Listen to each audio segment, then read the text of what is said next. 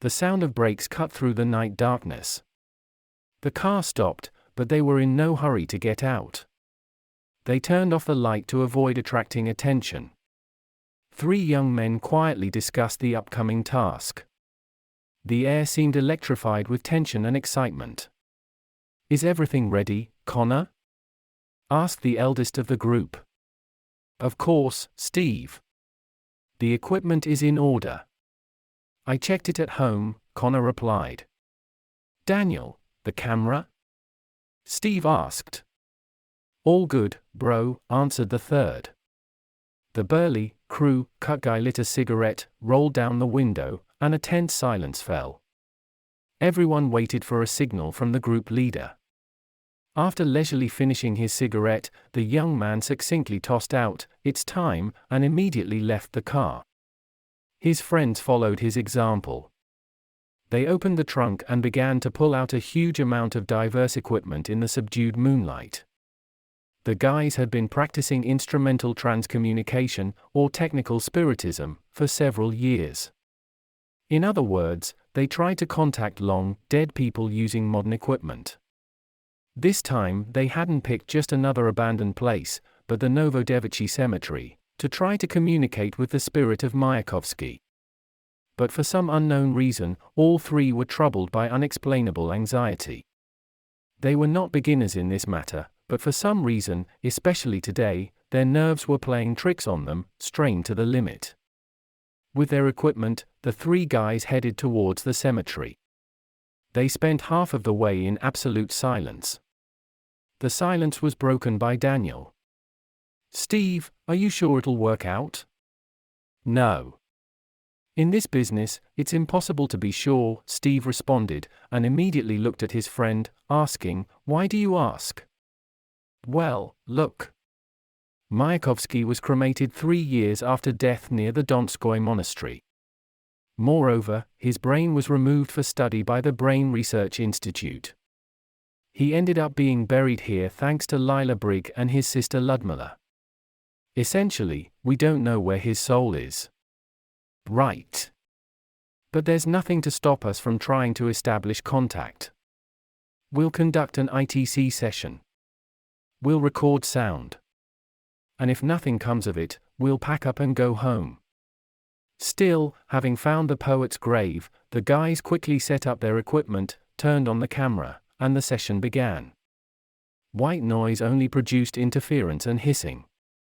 The recording was conducted in complete silence. But all attempts were in vain. The equipment remained silent. Already in despair, Steve, expecting nothing, simply asked out of habit by bringing the spirit box to his lips, "Is anyone here?" And at that moment, something fell loudly near the guys. The screech of brakes sliced through the night. The car came to a halt, but no one was in a hurry to get out. To avoid drawing attention, they turned off the lights. 3 young men quietly discussed their upcoming task. The air seemed charged with tension and excitement. "Are you ready, Kevin?" asked the group's leader. "Sure, Johnny. The equipment is fine. Checked it at home," replied Kevin. "David, is the camera ready?" "Yes, everything's clear, bro," answered the third. The robust and closely cropped young man lit a cigarette, opened the window, and an oppressive silence hung in the air. Everyone waited for a signal from the group leader. After leisurely finishing his cigarette, the young man tersely threw out, "It's time," and promptly left the car. His friends followed suit. They opened the trunk and began extracting a vast amount of various equipment under the dim lunar light. The guys had been involved in instrumental transcommunication, or technical spiritism, for several years. In other words, they used modern equipment to try to contact long-dead people. This time, they hadn't chosen some random abandoned place but the new convent cemetery to try and contact the spirit of Mayakovsky. But for some unknown reason, all 3 were plagued by unexplainable nervousness. They were not novices in this business, but for some reason, their nerves were on edge tonight. Carrying their equipment, the 3 guys headed towards the cemetery. Half of the trip was conducted in absolute silence. The silence was broken by David. "Johnny, are you sure this will work?" "No. It's impossible to be sure in this business," retorted Johnny, and after a quick glance at his friend, asked, "Why do you ask?" "Well, look. Mayakovsky was cremated 3 years after his death near the Don Monastery. What's more, his brain was extracted for study by the Brain Research Institute. He was only buried here thanks to Lila Brick and his sister Ludmilla. In essence, we don't know where his soul is." "That's true. But nothing prevents us from trying to establish contact. We'll conduct an ITC session. Record the sound. And if nothing comes out, we'll pack up and go home." Later, having found the poet's grave, the boys quickly set up their equipment, turned on the camera, and the session began. White noise produced only interference and hissing. The recording was conducted in complete silence. But all attempts were in vain. The equipment was silent. Growing desperate, Johnny, expecting nothing, merely out of habit, brought the spirit box to his lips and asked, "Is anyone here?" At that moment, something fell loudly not far from the boys. The guys jolted with surprise and started looking around. But the grave silence descended again. The group's leader wordlessly stood up, turned on his flashlight, and followed the noise. A few seconds later, his friends followed suit. As it turned out, the fallen object was a funeral wreath. But strangely, its black ribbon bore no inscription, and the old wooden cross had long lost its plaque. Considering everything that had happened as nonsense, Johnny left the wreath untouched and signaled his friends to continue what they had started. The investigators returned to the session, but the equipment remained silent. Even the sensitive electromagnetic radiation sensor. But despite this, the boys were filled with a strange sense of foreign presence. It was as if someone from the depths of the cemetery darkness was watching them. It was unsettling, and the feeling only intensified. However, after half an hour of unsuccessful attempts, the group leader still ordered them to pack up. Returning to the city, the guys stopped by Johnny's for a while to draw conclusions.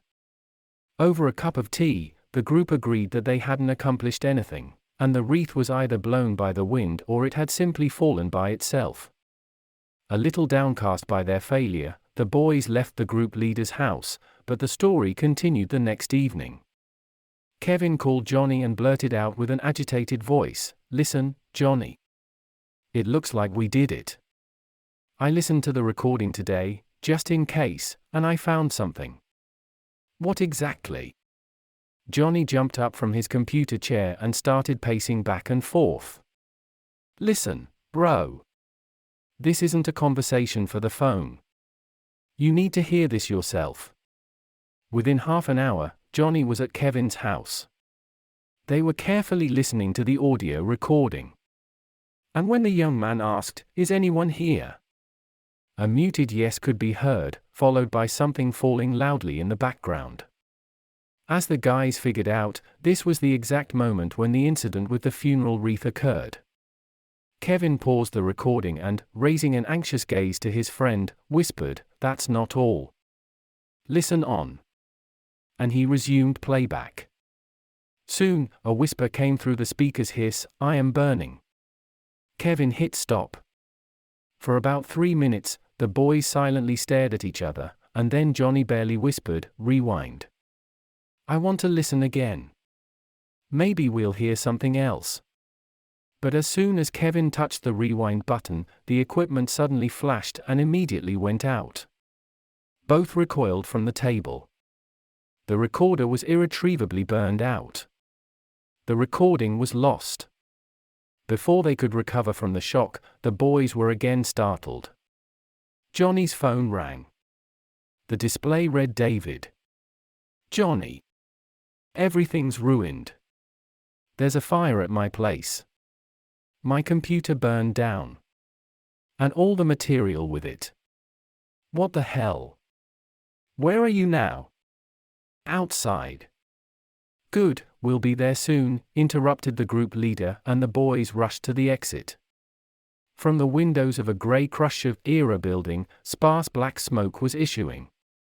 The intercom shrilly squealed, and firefighters emerged from the entrance.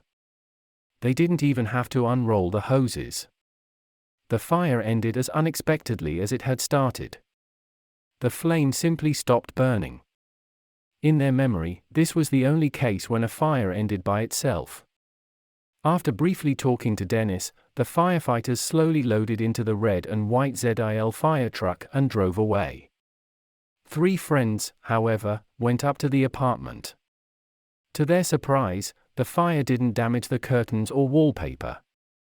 Only the computer with the filmed material had burned down.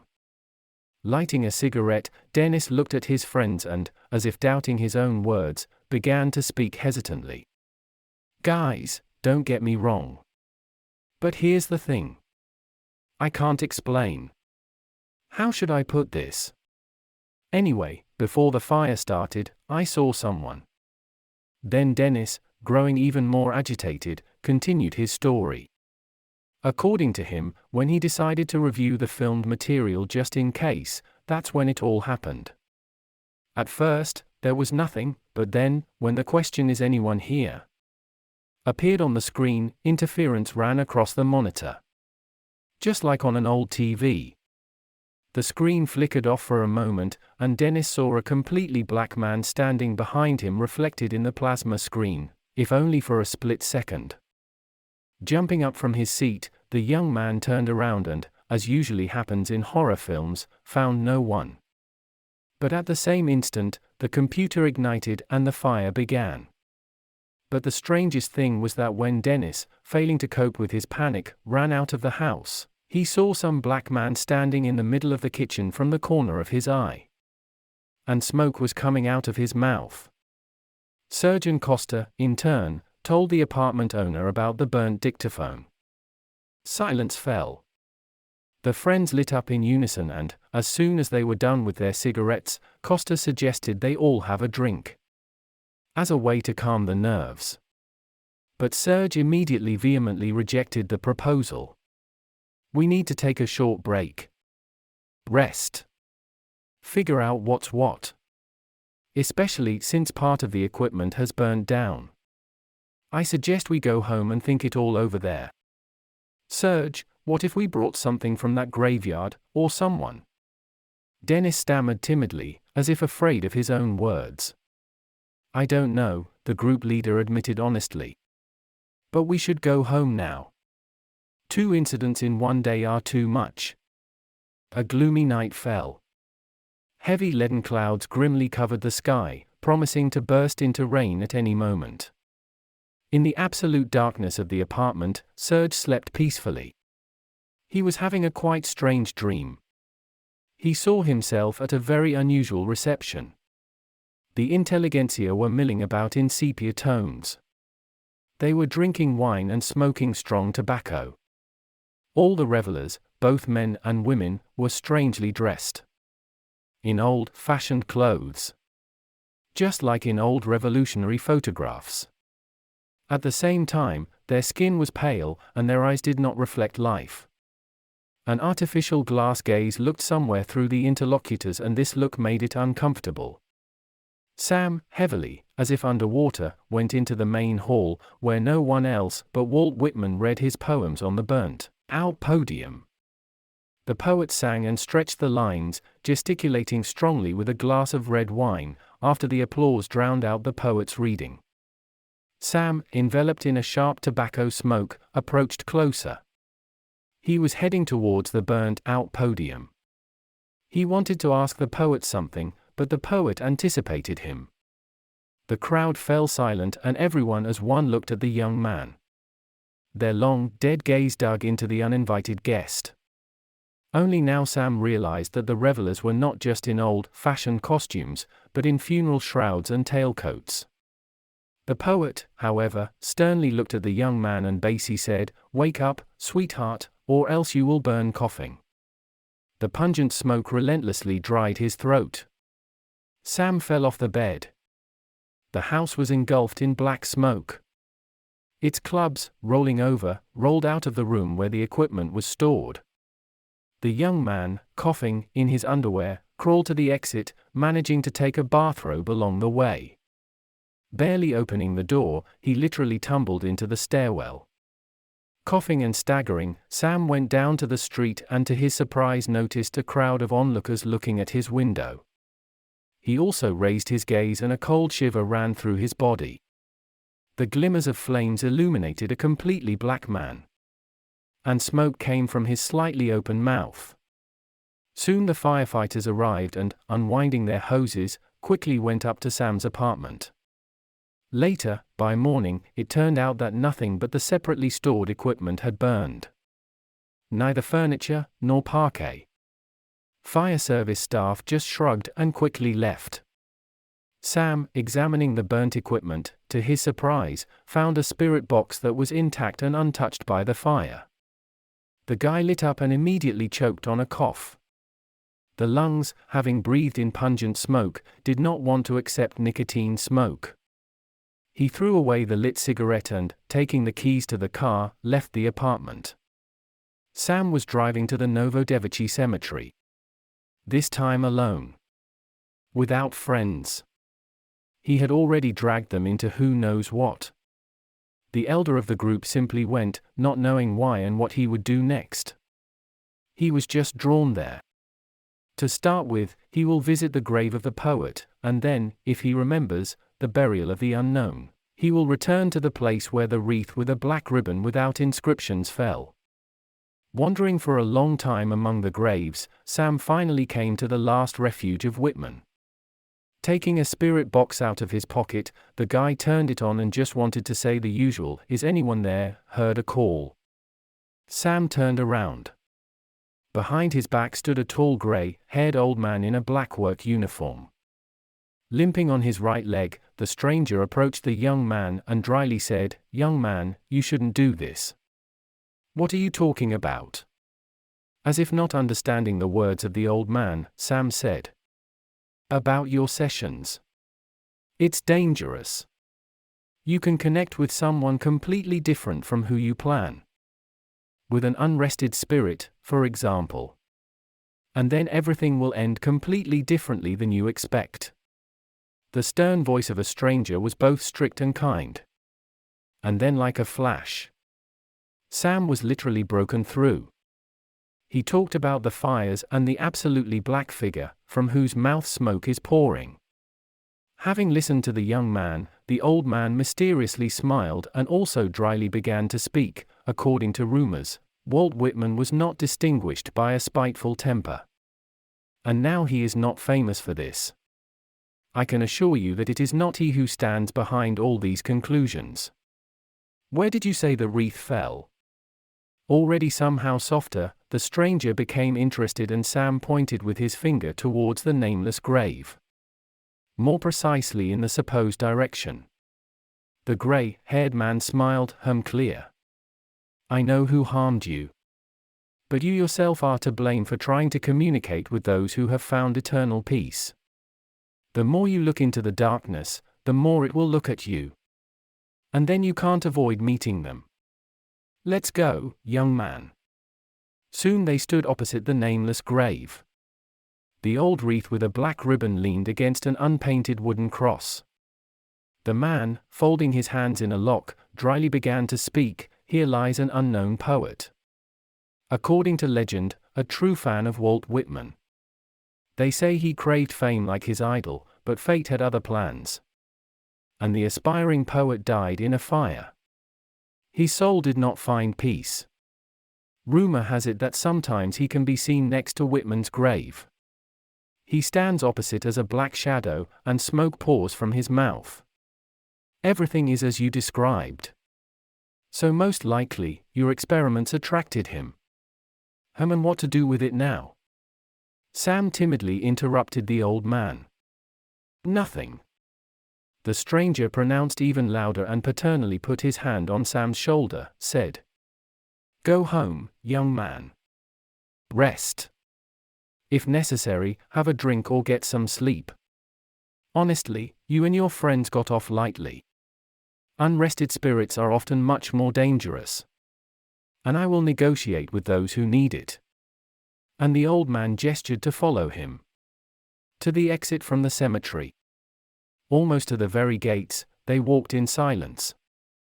Finally, Sam plucked up the courage and looking the stranger in the eye, asked, "Listen, if it's not a secret. And who are you?"